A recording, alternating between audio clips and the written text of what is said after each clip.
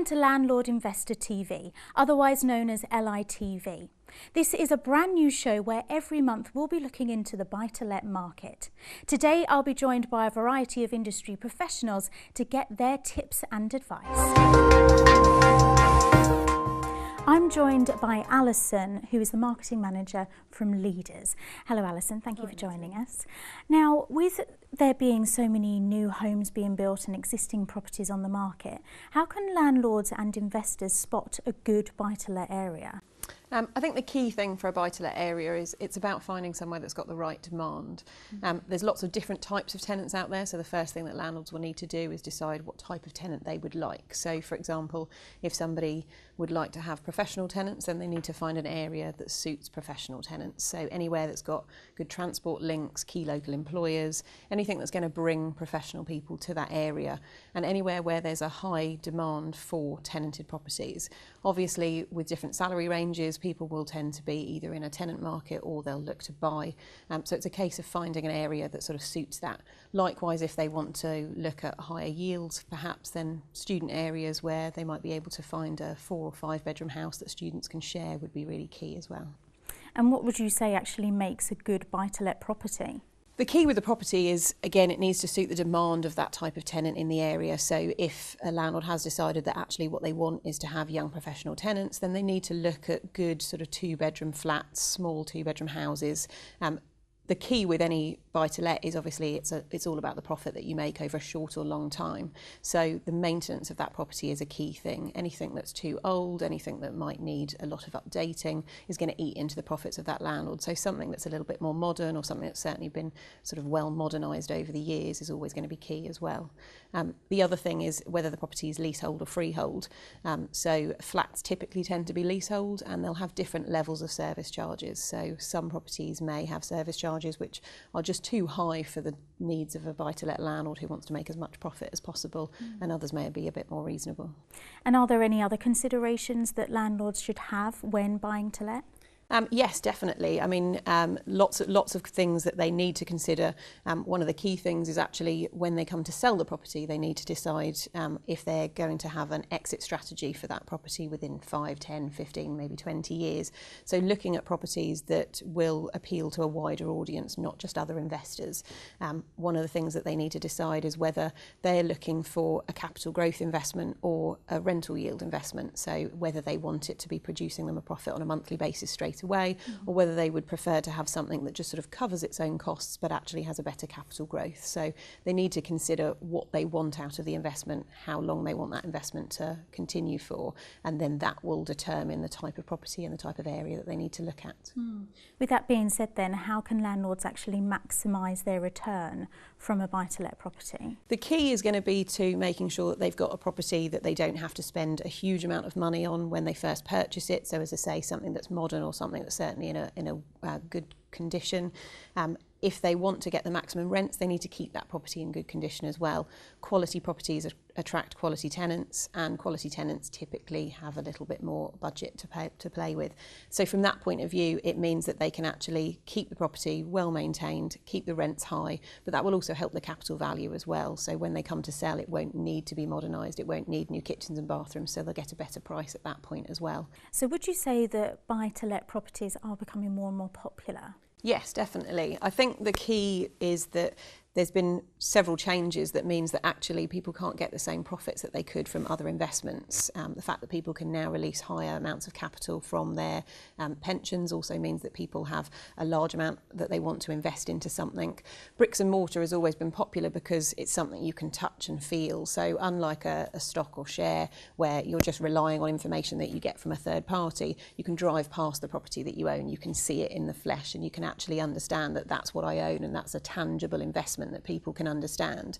And in this country, property ownership has always been popular, and whilst tenants now tend to stay in properties for a longer period of time and they're more comfortable with renting, there is still a high demand for people who want to own property. So owning 1 or 2 or 3 properties is even more popular.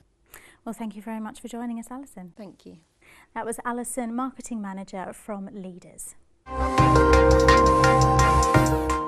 I'm joined by Marie Paris, the MD at George Ellis Property Services, here to talk about the importance of tenant referencing and credit checks.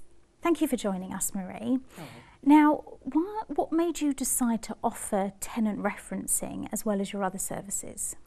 I think, to be honest with you, about 6 years ago, we were really quite dissatisfied with the quality and the lack of a comprehensive and transparent tenant referencing services.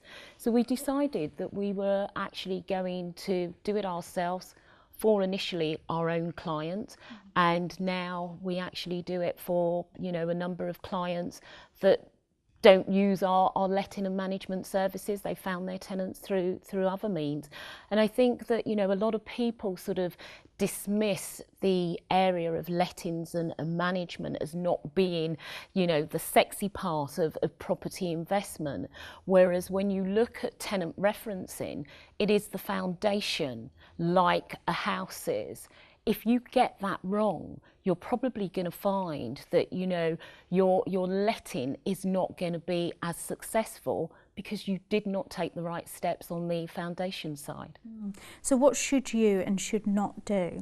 Well, I think some of the things that you must do is that you must have supporting documents, and each different tenant category will need slightly different supporting documents. But to give you an idea, passport, 3 months bank statements, 3 months pay slips, and also proof of current residency.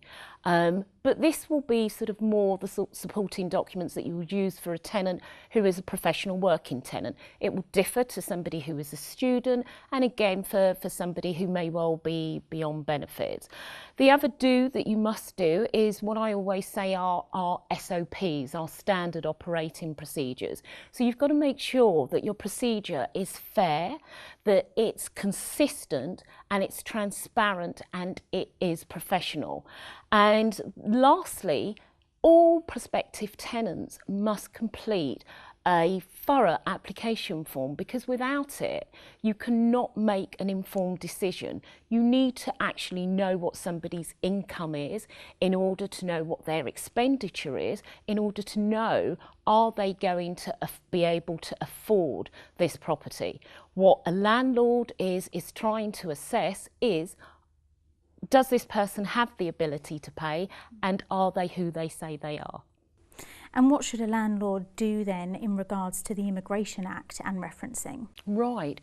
So the Immigration Act has an element called the right to rent, which has an obligation on landlords and also letting agents that from any tenancies that are created from the 1st of February 2016, that you need to be able to take a copy of the passport for any prospective tenants or those who are over the age of 18 living at the property. Now, in addition to this, and you need to be able to take that 28 days before the start of occupancy. But in addition to this, you also need to take other supporting documentation. And from their list, and it is all on their website, but from memory, it's either a driver's licence, it's a letter from a UK employer, a birth certificate, or a letter from a government department or local authority. But what landlords need to be aware of is the following. So when you take a copy of that passport, you need to make sure that you date it and you sign it, because that will give you a statutory excuse. Secondly, you need to be able to keep that document for a year. You have to remember that if a tenant is on a time-limited visa, you need to be able to check this again. So the need to be able to keep records, going back to my SOPs of being consistent, is very important. And lastly, what all landlords must remember is do not discriminate. So because you may well have somebody who has a name of, let's say, Joe Smith, versus somebody who has more of an international name, don't make the mistake of not asking for one tenant category to supply their passport over another, because then, you know, you will come up against the Discrimination Act. So make sure your procedure is consistent throughout. And how important would you say that a credit check is? Right. A credit check is important, but I think that a lot of people in our industry get that confused as being the reference check. We've got to remember that a credit check tells you whether somebody has had some financial difficulties in the past, whether they've got a CCJ or a county court judgment. It tells you if they're on the voting register, and it gives you a number of other information. That by itself is not good enough. So landlords have always got to make sure that they're aligning themselves to a tenant referencing agency that has the facility to not only do a credit check, but to also do an ID check, as well as providing a comprehensive tenant referencing service. Would you say that you can spot a good tenant just by looking at them? No. You know, look, people need to think about this. You meet people all the time, and your first impressions are, wow, great, they're lovely. And then you get to know them, and it changes. You've got to make sure that you do proper referencing. You know, you've got to find out that they work where they say they work. You need to be able to get references from previous and current landlords. You need to be able to do all of the financial due diligence. You can only make proper decisions when you have got the right type of information. I always say that, you know, if you go on a gut vibe, you're probably going to regret it. So it's definitely not something that I would recommend. And would you suggest to landlords that they can also do their own referencing? Well, look, I'm a great advocate, and anybody who knows me in the industry, of landlords doing it for themselves. However, I think that if you are a landlord and you are considering doing the tenant referencing, you need to make sure that you know exactly what you're doing. It is a procedure that should not be deviated from. So as I'm going back to, and it is so important, and I can't stress it enough, having those 4 elements running through your procedure of being fair, being consistent, being transparent, being professional, and having all of the other elements put together. Yes, we teach landlords how to tenant reference if they choose to. But you do need to know what you're doing. And I think with the civil penalties of right to rent being £3,000, if you do get things wrong and you're not compliant, you have to just make sure that you can think quite wisely and make sure that you've got the skill set in order to do that. Okay, well, thank you very much. I've certainly learned a lot through all of those answers. Thank you very much. Thank you.